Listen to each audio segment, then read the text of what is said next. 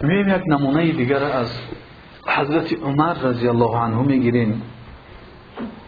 حکایت میکنند که عمر رضی الله عنه خودش میگوید با همراهی رسول الله صلی الله علیه و سلم پیاده میرفتیم. با همراهی ما چند نفری از اصحاب کرام بود. رسول الله صلی الله علیه و سلم اومد میگه دست ما گرفته و همیشه راه رفتن گرفتیم. دست ما قفل گرفت. عمر رضی الله عنه میگه پیامبر علیه السلام ما دست ما قفل رفتیم. حضرت عمر رضی الله عنه میگه و توجدت فی نفسی اقول در دلم همین چیز یافت اومد، در دلم همین چیز هست که والله یا رسول الله انی احبک، قسم به خدا که رسول خدا من تو را دوست می‌دارم. رسول الله صلی الله علیه و سلم ببینید خیلی معلم بود. اومد و شاگرد دست چه گرفت، احساس کنیم که یک رسیدن دست او در دل حضرت عمر رضی الله عنه چی تأثیر گذاشت که او را نگذاشت که خاموش بنشیند، مجبورش کرد. این ملایمتی، این علاقه مهربانانه رسول الله صلی الله علیه و سلم با او که گفت الله یا رسول خدا من تو را دوست می‌دارم. ببینید پیامبر علیه السلام چی می‌ساخت، راه او چی بود؟ ایجاد محبت، ایجاد دوستی. قسم به خدا خورد که من تو را ای رسول خدا دوست می‌دارم. خب ببینید که یک رساندن دستی رسول صلی الله علیه و سلم چی چیزها می‌سازد، چی چیزها را به بار می‌آورد، چی میوه‌ها و چی گل‌ها را می‌شکفاند. آیا ما این کار کرده میتونیم؟ دعوای احیای سنت داریم، دعوای از پشت پیامبر علیه السلام رفتن داریم. از ما میاد این کار که یک رفیق، یک دوستی خدا، یک برادر را بریم دستش بگیریم، محبت اعلام بکنه که من تو را دوست می‌دارم. این از اسلام ما هست، از سنت پیامبر علیه السلام است، سنت این دین ما هست که وقتی یک برادر را دوست داشتی باید اعلانش بداری که برادر من تو را در راه خدا دوست می‌دارم. و جوابش این است که دوست بدارد خدا، خدایی که دوست بدارد تو را، خدایی که برای او مرا دوست داشته. انی احبک فی الله میگد و اون در جور احبک الله الذی احببتنی فی. خب میگردیم ادامه این حالت حضرت عمر را میبینیم. پیامبر علیه السلام گفت که اکثر من ولدک یا عمر، ای بچت زیادتر دوست نداری؟ ببینید رسول الله صلی الله علیه و سلم چگونه میخواهد حقیقت چیزها را ببرد. سوالها چگونه سوال هستند، سوال پیشگو دادن نیست، سوال گل کردن، میوه دادن است، ثمر دادن است. سوالی هست که نجات انسان است، سوالی هست که رضای الله سبحانه و تعالی است. امروز سوال های ما را ببینیم چی سوال هستند. اکثر من ولدک یا عمر، ای بچت زیادتر دوست می‌داری؟ قال نعم، گفت آره از بچم زیادتر دوست دارم. پیامبر علیه السلام گفت که اکثر من اهلک یا عمر، ای اهل زیادتر دوست می‌داری؟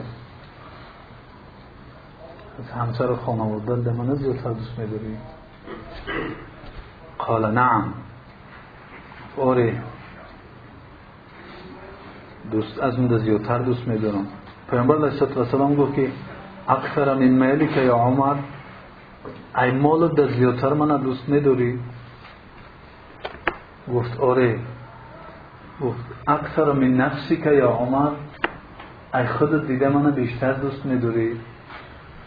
قلت لا، حسیتی مالک نه، از خودم بیشتر دوست نمیدارم. این صداقت ببینید، راستگویی رو ببینید، دروغ نمیگه. در این مکتب دروغ نیست، مکتب ریالی است، واقعی است، مکتب حقیقت است، مکتب دروغ و نیرنگ و فریب نیست، یک چیز غیر حقیقتش نشون دادن نیست، مکتب ساختکاری نیست، مکتب حقیقت است. گفت نه رسول الله، ای فرزند و از مال و از اهل و از این چیزا من زیادتر دوستت میدارم، ولی از خودم زیادتر دیده نمیدارم. فقال النبي صلى الله عليه وسلم لا يا عمر لا يكمل إيمانك حتى أكون أحب إليك من نفسك. گفت از نوشد عمر این نمی شود، اگر از خودت ده محبوب تر من نباشم برای تو، ایمانی تو کامل نمی شود. نمی شود. من چیزی نیستم که من از نفس کمتر دوست بداری. يقول عمر فخرجت ففكرت ثم عدت أهتف بها والله يا رسول الله لأنت أحب إلي من نفسي. فقال النبي صلى الله عليه وسلم الآن يا عمر الآن. حضرت عمر رضی الله عنه میگه برآمدم فکر کردم، اندیشه کردم، بعد فریاد زده در آمدم که ای رسول خدا، اکنون تو از خودم دیده برای من محبوب، تو از خودم دیده زیادتر ترا ای رسول خدا دوست می‌دارم. پیامبر علیه السلام گفت که انا اکنون ای عمر، اکنون ایمانت کامل شد.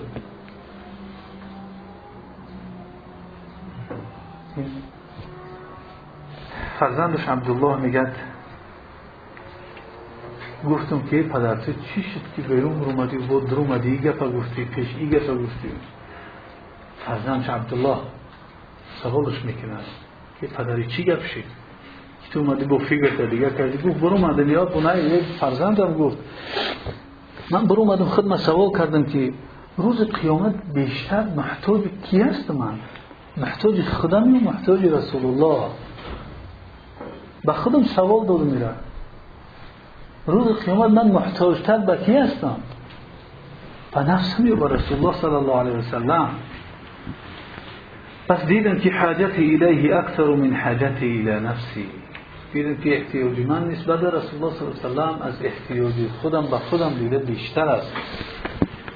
از این جهت و این چنین به خاطر آوردم که من در یک گمراهی بودم، همین نفر سبب شد که من هدایت یافتم.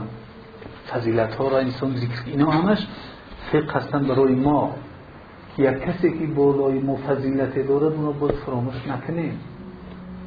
اگر من در گمراهی بودم، این نفر سبب شد که من هدایت یافتم و خداوند به سبب این من را نجات داد. عبدالله گفت که ای پدر، اگر همه چیز از رسول الله صلی الله علیه وسلم فراموش کنی، یگانه کارت که او را نمیتونی فراموش کنی کدام کار است در حیاتت؟ گفت که ان نسیت ما نسیت فلا انسى یوم ذهبت الیه اقول، اگر همه چیز را من فراموش بکنم، این چیز را فراموش نمیکنم که روزی که رفتم پیش رسول الله صلی الله علیه وسلم گفتم که اذن لی ان اخرج الى العمره یا رسول الله، ای رسول خدا اجازت بده که من عمره بروم. رسول الله صلی الله علیه وسلم گفت که لا تنسنا یا اخی من صالح دعائک، ای برادرم گفت در دعای خیرت ما رو فراموش نکنی. رسول الله صلی الله علیه وسلم دیگه این گفت به من گفت که یا اخی، ای برادر من، در دعاهای نیکت من رو فراموش نکنی. اگر دنیا رو بتیان میگه این چیز برای من بالاتر است از اون دنیا و اون چیزی در دنیا است، و اگر دنیا رو بتیان همش من مخصوصا نمیشیدم که رسول الله صلی الله علیه وسلم من اخی گفت و گفت که برادر من از در دعاهای نیکت من رو فراموش نکنید. این مناسبت، این جمله ها و این کلمات رو ببینید که از دنیا قیمتشون بالاتر است، ارزش اونها بالاتر است.